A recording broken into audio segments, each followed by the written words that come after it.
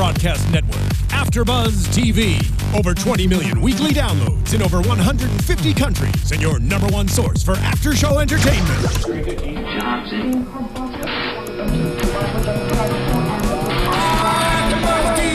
AFTERBUZZ TV, the destination for TV superfans. Producing aftershows for over 300 of your favorite TV shows. Interviewing celebrities and showrunners. And bringing you behind-the-scenes exclusives. All thanks to E! Entertainment's Maria Menounos, producer Kevin Undergaro, and internet leader Akamai.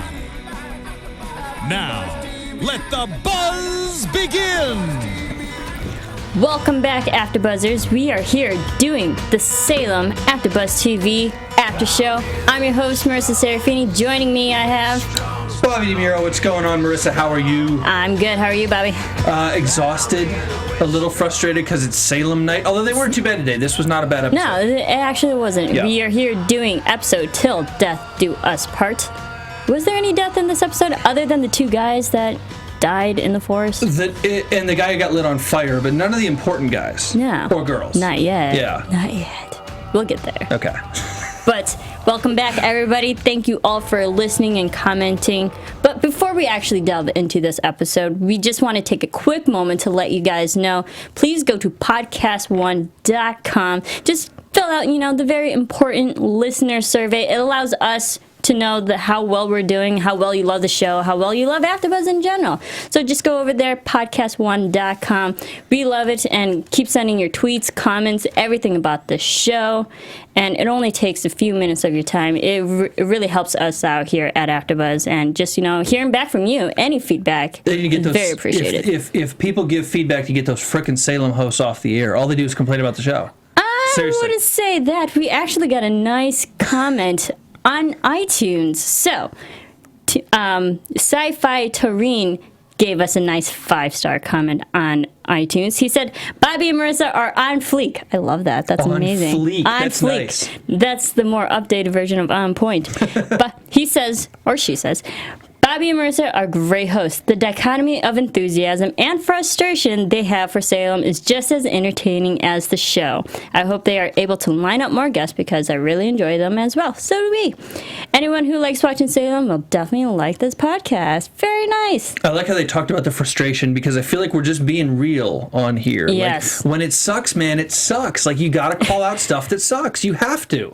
And that doesn't mean we hate it. It doesn't mean we dread watching it. But it does mean that, like, there's certain scenes where we're like, no, we can't. I think it just comes out of frustration because we know it could be better. Oh, 100%. We know it has the ability to be better. 100%. So, and also just, I think for tonight's episode, my first initial reactions, if we're going to go that route, I'd say the first half of this episode was really good, and then the second half fizzled out for me. How about you? I didn't feel that. Where did the fizzle start for you? I think the whole showdown between Mary and von Marburg and what was going on, I think the moment where Mary went to the ship, it just, for me, it felt like it just slowed down. Interesting. I thought the whole episode moved okay. I was all right with most of it. I thought this was one of the better Salem episodes in the last few weeks. We had one or two that were good a couple weeks ago, a couple that were real bad in the last few weeks. I thought this one was in that good half overall. Whole thing. Well, while we're talking about Mary, let's get into her. Oh, God, thank you. We have the whole now, I don't even want to call it showdown, but she faces von Marburg, trying to get her son, going into von Marburg's, what was it, soul? Yeah, the ship is the soul. The soul. And finding she called it a relic. Relic. With a T. Is that different than a relic? Are you looking it up right now? I am.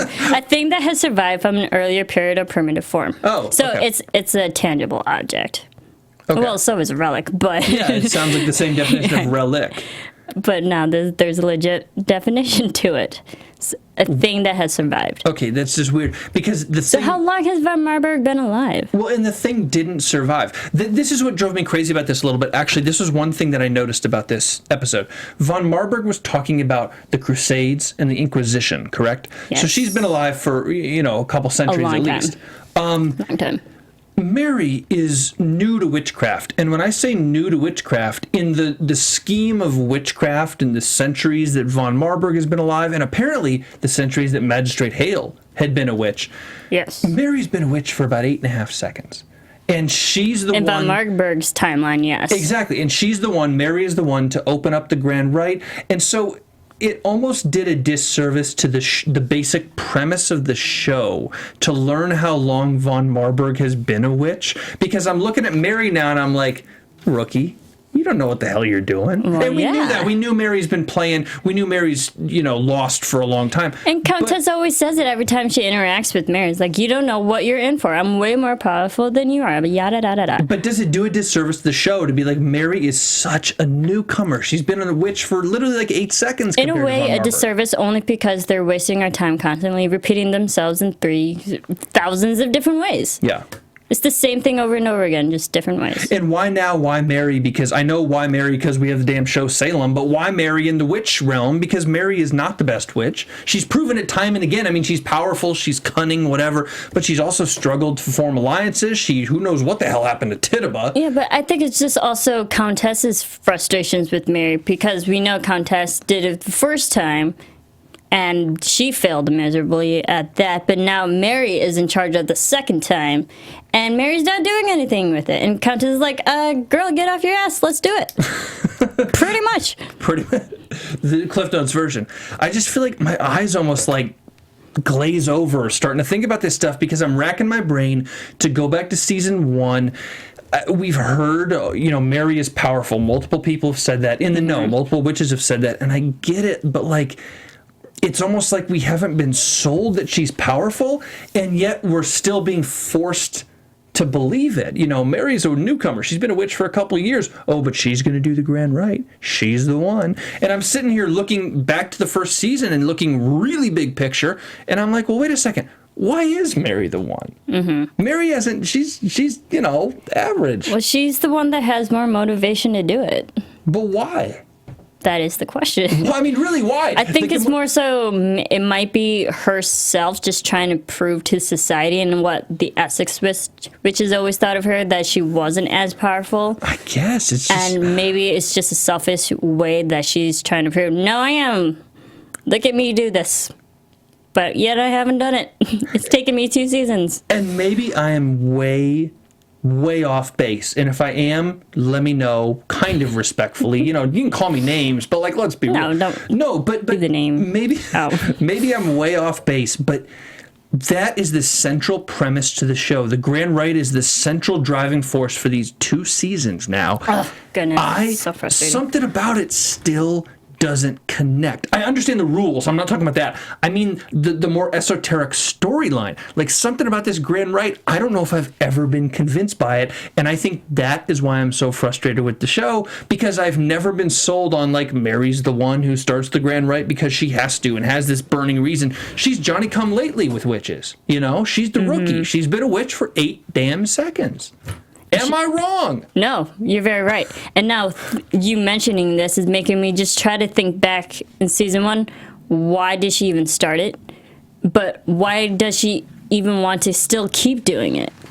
I think that's the question. I understand you can't, put the cork back in the bottle once it's off. So I understand you can't just be like, oh, just kidding, turn it off. You can't do that. But the comment's coming, so it has to go down. Oh, God. Another episode. Did I not say last week we're going to have to wait 1, maybe 2 episodes? Yep. Of course we're going to have to wait 2 episodes. It's not the finale yet. Mm-hmm. It's just frustrating that, we're getting the same story and yet nothing's progressed.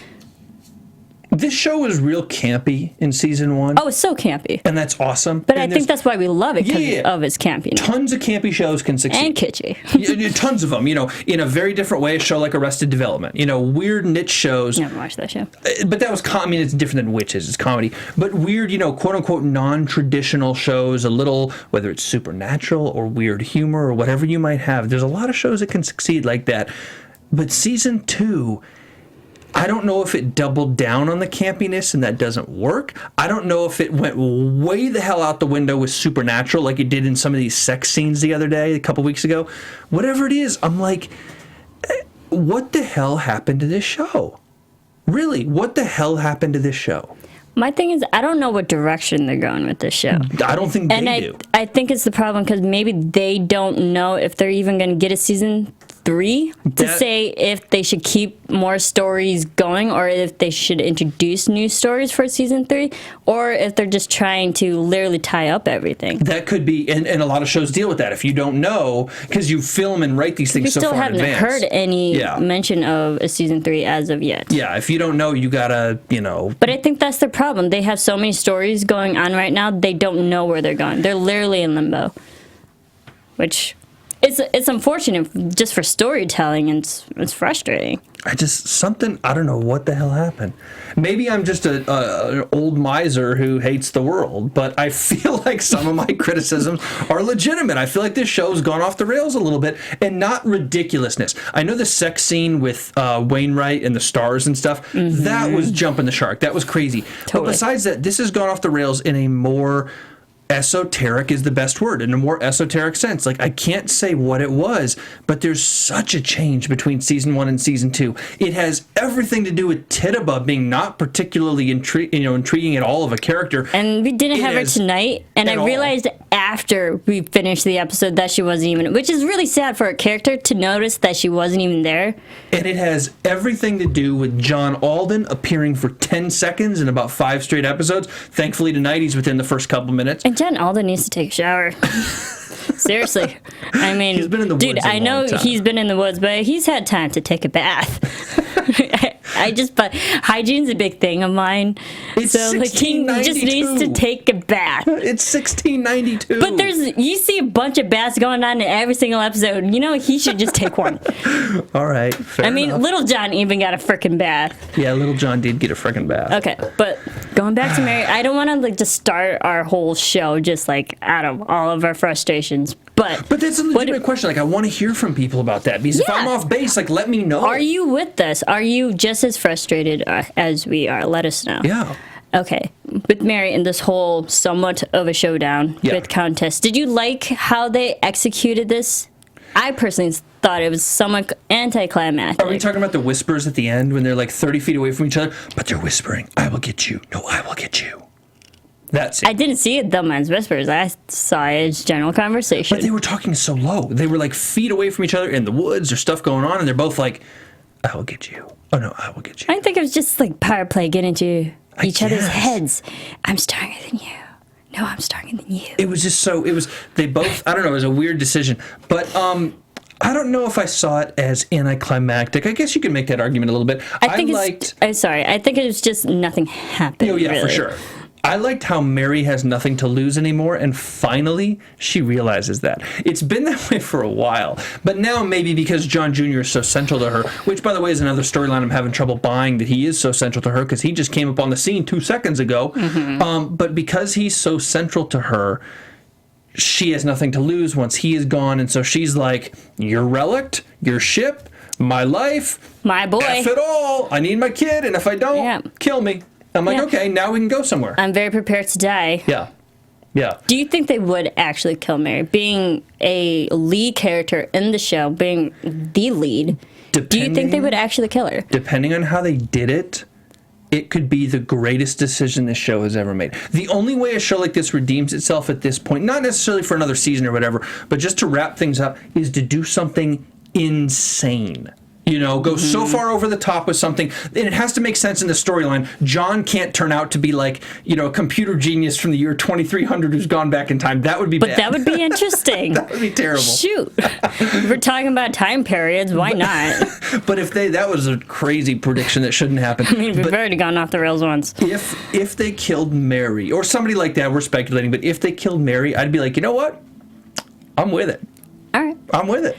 You know what? I would be okay with it too. Yeah. Because if it was a means to an end, yeah, sure. Yeah, if it made relative sense in the storyline, but was crazy. If it ends the grand right, go for it. Yeah. Finally, the story's over. Listen, I better see a grand right between now and the end of season 2, whether or not it comes back for season 3. I need to see a grand right in the next 3 weeks, period, point blank, end of story. Yes, absolutely. I think Mary could be the biggest, ultimate martyr. Yeah. I'd be okay with that. If they can kill Buffy twice, spoiler alert, they could kill Mary. That show aired 12 years ago. I don't care. It's still relevant. All right. But I'm just saying, if you can kill your lead character, but properly end a storyline, do it. Yeah. do it. I think so. You haven't killed John, but you've really isolated him the last few weeks, and we moved on without that. Now I know he's back, and he has a central role again.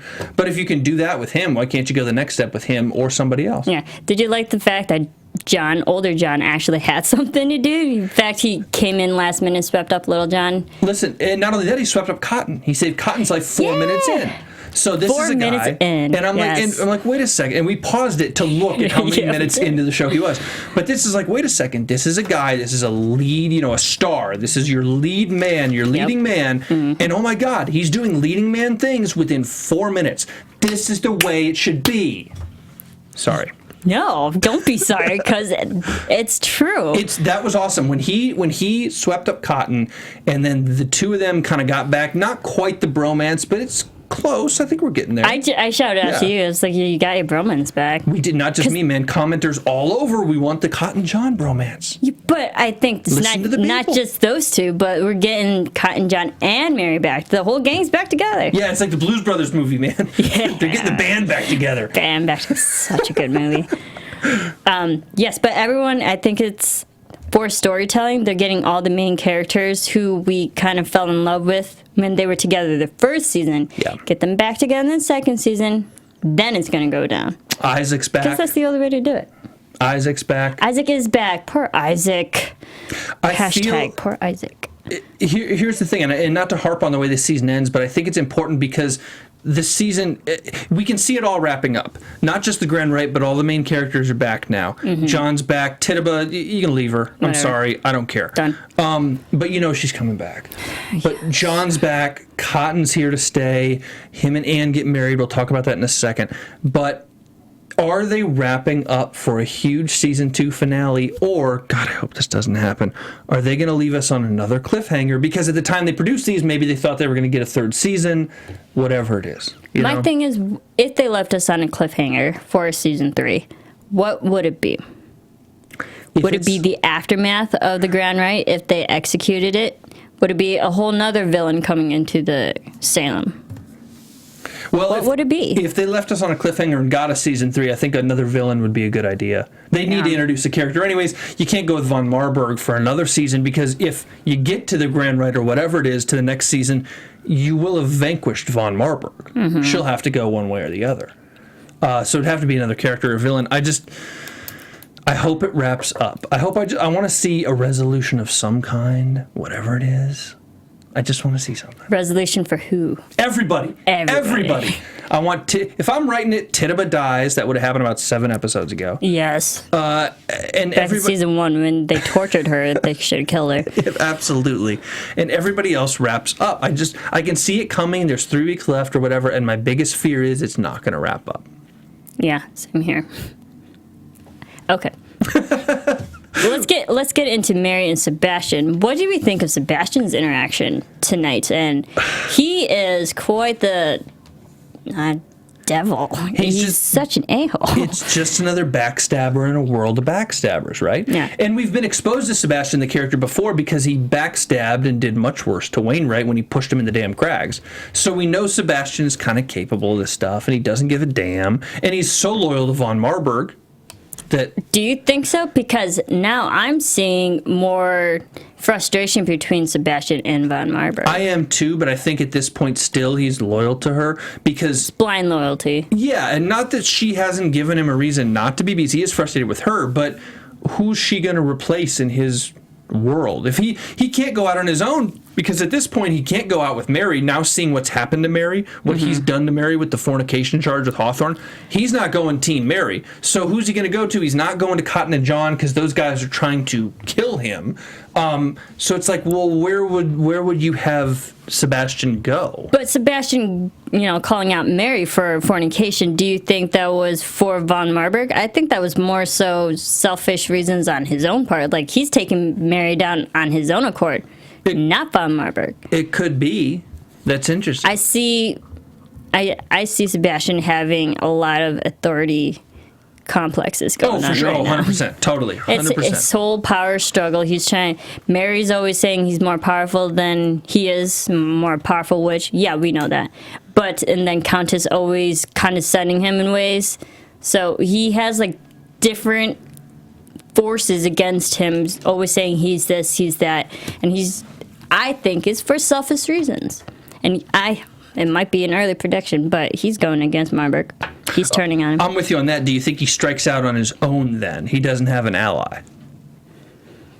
That's hard because I still can't trust him, but I see him going against Marburg. I can't fully see him go on Mary, John, and Cotton's side either. I want to keep this thought going, so I will not hold this to the prediction section because you guys deserve better at home.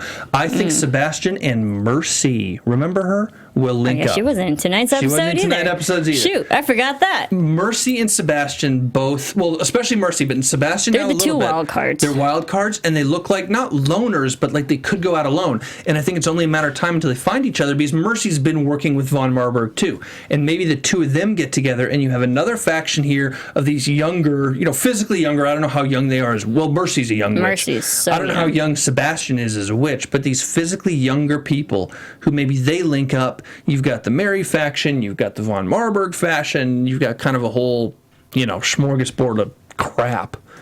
Sebastian and Mercy. They're going to pair up and be the new generation. I guess. That generation's so effed up. Seriously. Not that all of them aren't, but that's a whole nother crazy. I just think Sebastian's going to turn, and we're seeing it. And, I mean, we talked a little bit of Isaac, but him now finding Dolly. Dolly's dead. Sorry. Yeah, poor Dolly. Although, were you upset about that? Or did you see that coming? Credit to Sammy Hanratty, who was here, 3 weeks ago now, I guess? Yeah. Or a month. It's been a while. Credit to her for telling us, teasing us, like, oh, maybe Dolly's not dead. And then she comes back for a scene a couple weeks later. Sammy, shout out to you. For playing her cards close to the vest and not revealing anything. But also, not BSing us. She was right. Dolly did come back. Now, Dolly's gone dead. now. Yeah, now she's dead. But she did make an appearance. Yeah.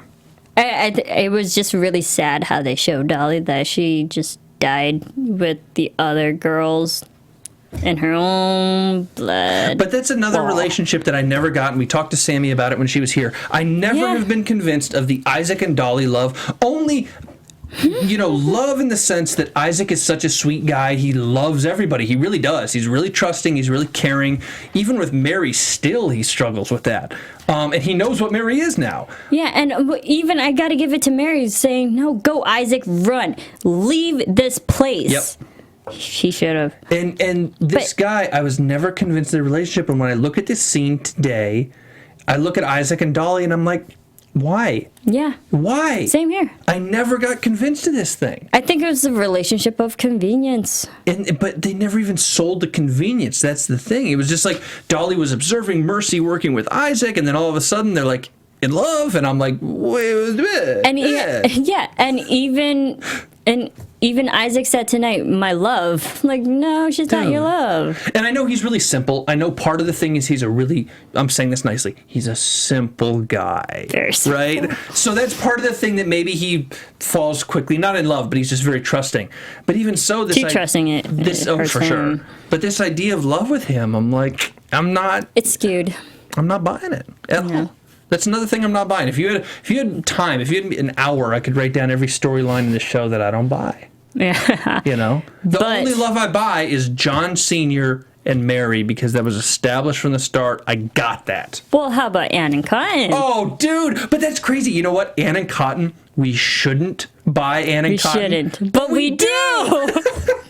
It's the most wonderful love story in the world. It's so great. It redeems this whole show, and don't think for a second that there is not a really specific irony here that the two of the best storylines on this show have been Cotton and John's bromance and Cotton and Ann's romance. What the one thing those two things have in common? Cotton. Because we love Cotton. Cotton is a great freaking character. He's awesome. He's phenomenal. He drives this show as far as I'm concerned. He's intriguing, and he's, I'd say, more human out of everyone because he always questions the world. He always has inner conflicts, outer conflicts, And he's just the more humanistic person that everyone can relate to. And it matters that he's an actual human, too. I know I've talked about this before, but he has rules. He must live by humanity's rules. If he dies, he is dead. This isn't a witch thing. He's not supernatural. He's not going to live for hundreds of years. He's mortal. So because he lives by those rules, you can only write him so far.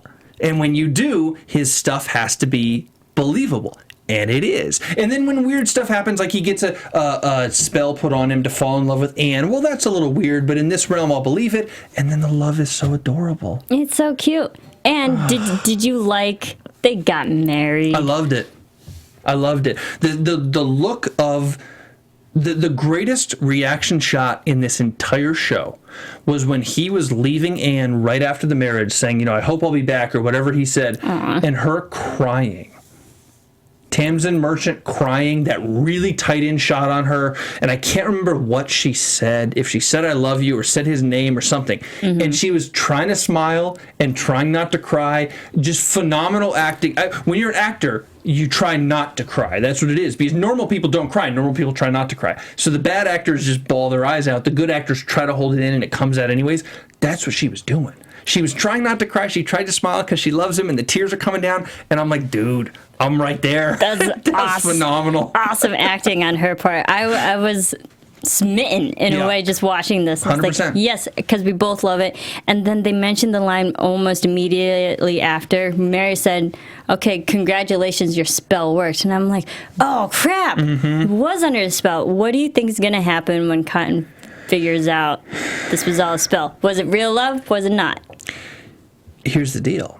When Mary did her spell on George Sibley, or whatever it was, she never loved him. She was always using him.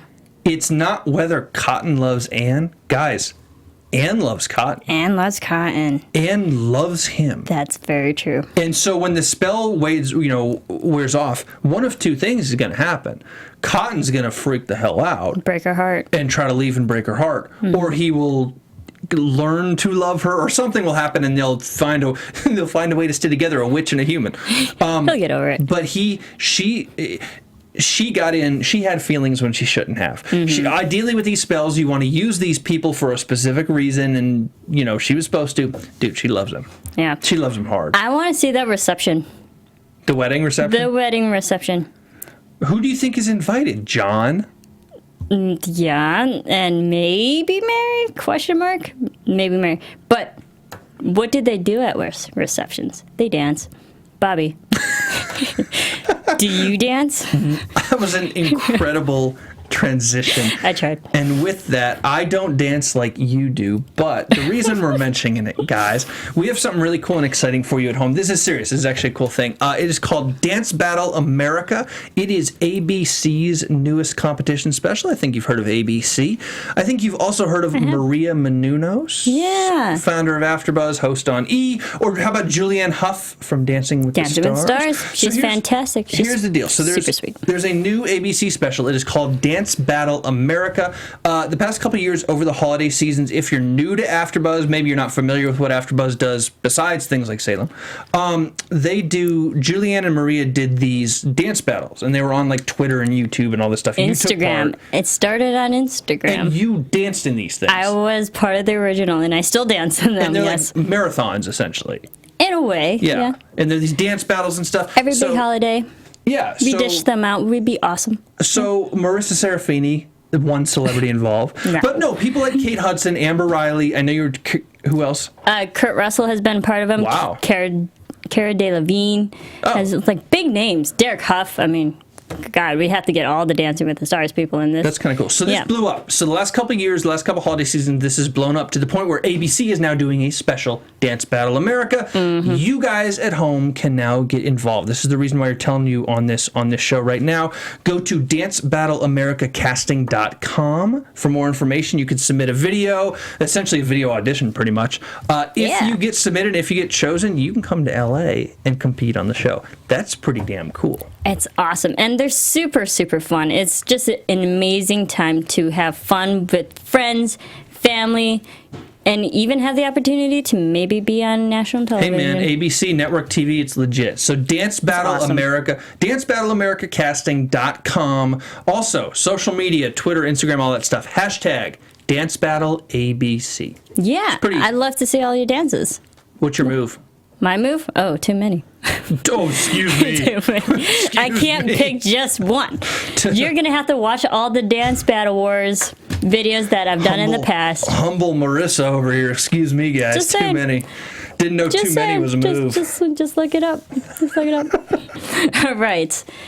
Okay, anything else about this episode that you really loved? My thing is, this is a key scene. Yeah.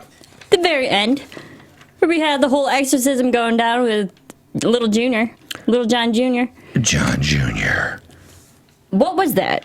What was that? Okay, we get the whole conversation that he's possessed. We need to exorcise him because the devil's in him. And then Connor's like, oh, no, he's a little boy. He's fine. And then, yeah, obviously he's possessed with the whole 360 head turning. Completely Exorcist. Completely. Not only is it ripped from Exorcist, it's so ripped. It's so frustrating. It's lazy, right? It's lazy. It's unimaginative. It's not original. Yeah, it's just, and I know it feels like have we're criticizing. Have a float in the air or something.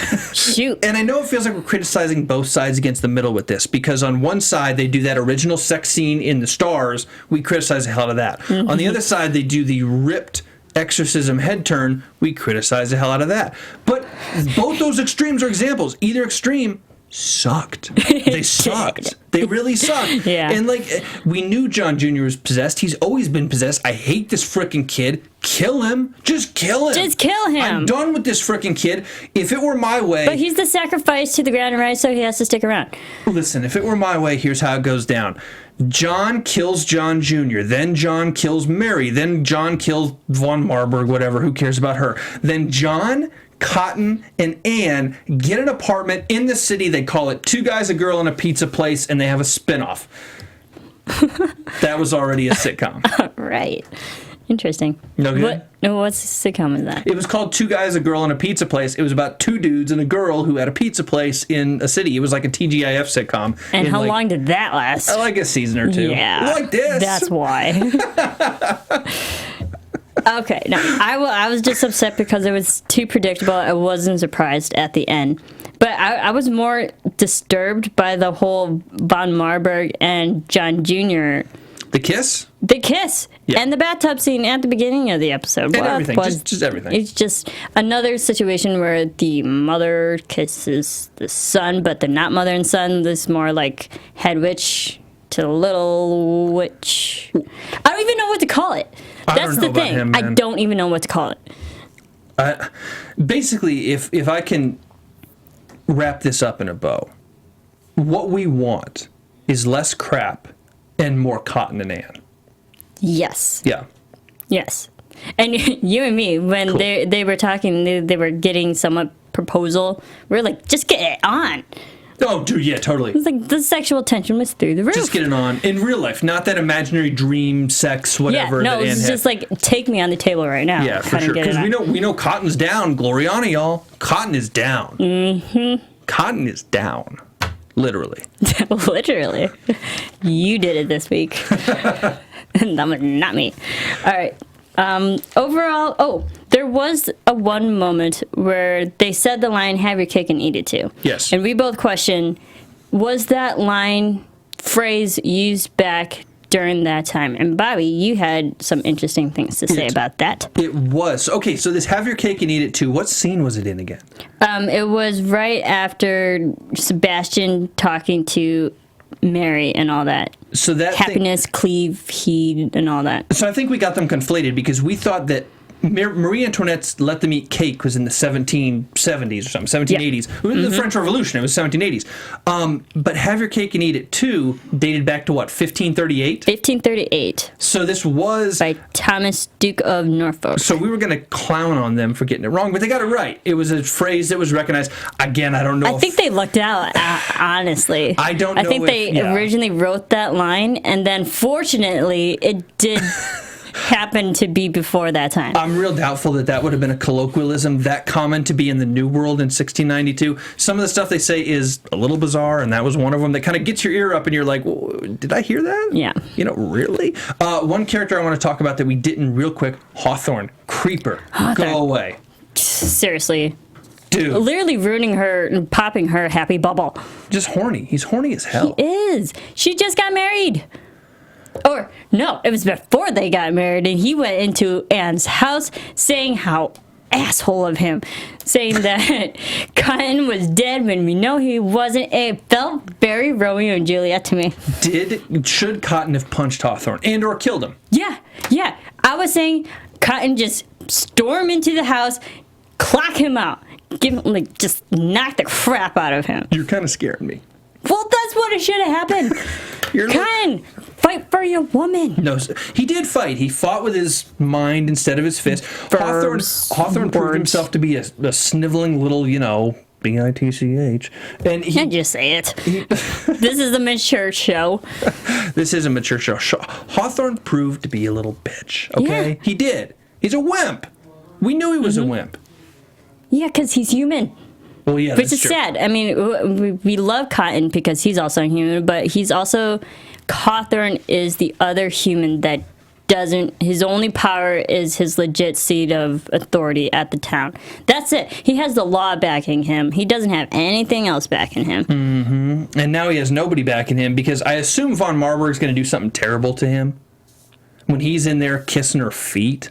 Come on, dude. Nasty. You're not going to get any. You're not going to get what you want. You are sniffing around, no pun intended. You are sniffing around in an area you have no business being in. And you notice Von Marburg, her and her garters, was like, okay. Mm-hmm. She's showing a little something. She's playing the game. Mm-hmm, totally. She's playing the game. He thinks he's playing a game, but his game is not in the same ballpark as hers. It's not that they're unmatched opponents on the same playing field. He's in a different ballpark. He's reaching. He's in the kiddie pool. He has no idea. He's reaching. And I will be surprised, I want to see him die because of how hateful he is and how spiteful he is. We as an audience, it is owed to us to see him die. Mm-hmm. So he won't be, next episode won't come up and it'll say, oh, Hawthorne disappeared and the last we saw him is Von Marburg. And we assume he dies. We're going to see him die. I want to see that next week. I need to see that next week. Someone has to die because till death do us part, who parted us? Nobody important. Exactly. I want to see... Such a misnomer. All I want to see is love and death. I just want to see death. Well, no, I do want to see love. I rescind that comment. Okay. All right, let's get to predictions. I have nothing else more to say. Neither do I. And now, your AfterBuzz TV predictions. Do I troll you on these predictions, or do I make real predictions? You make real predictions. Okay. Go for it. I was going to troll you about Tituba. I'm going to stick with She's dying. She's going to die. I was going to troll you and go the other way, that she's going to be the last one standing. You know what? I'll do that. That's fine. I'm going to take that prediction right now because I'm going to troll all of you. I think that, seriously, Sebastian and Mercy are going to link up, and I think they're going to work against Countess von Marburg. B, a little more trolly, I think Tituba is going to be the last person standing. Don't know how, don't know why, don't know when, but Tituba is going to make it out alive and start a new coven of witches Just no. down the road. No. Why do I say that? Because this show would pull some shit like that. That's why I say that. I can see them going off the rails in that way. Mm-hmm. But you got to remember, season 1 and 2, Tituba has done nothing up until this point. Why give her an important story now? Why just do any story that they do on a story like that where they're probably not even going to get the chance to flesh that out? Why do any story that they do? Why do you do Mary with any relationship that she has that's not being sold out? I'm thinking they don't do a very good job selling a lot of stories to us. I think the Tituba one would be another example. Okay. I think Sebastian's going to turn. He may... I don't want to... Countess is obviously going to die in some way, but I'm debating who's going to kill her. I don't want to say it's going to be Mary anymore. I want to say it's Sebastian. What if it's Hawthorne? No. He's not powerful enough to take down. Okay. I would find it interesting because we see this whole relationship between mother and son relationship in witches and how important that bond is. What if the son turns on the mother? In both cases, Sebastian and John Jr. Yeah, I mean, that would be fantastic. That would be interesting to watch. Yeah, that's my prediction. All right. Thank you all for listening. Bobby, where can everyone keep following you? Twitter at Bobby DeMuro. And you can follow me on Twitter at Serafini TV. You can follow all of us here on Twitter, Facebook, Instagram, all those fun places at AFTERBUZZ TV. Remember, check out podcast1.com. Give us a nice, fun survey. Fill that out. Let us know how we're doing. And then also check out Dance Battles.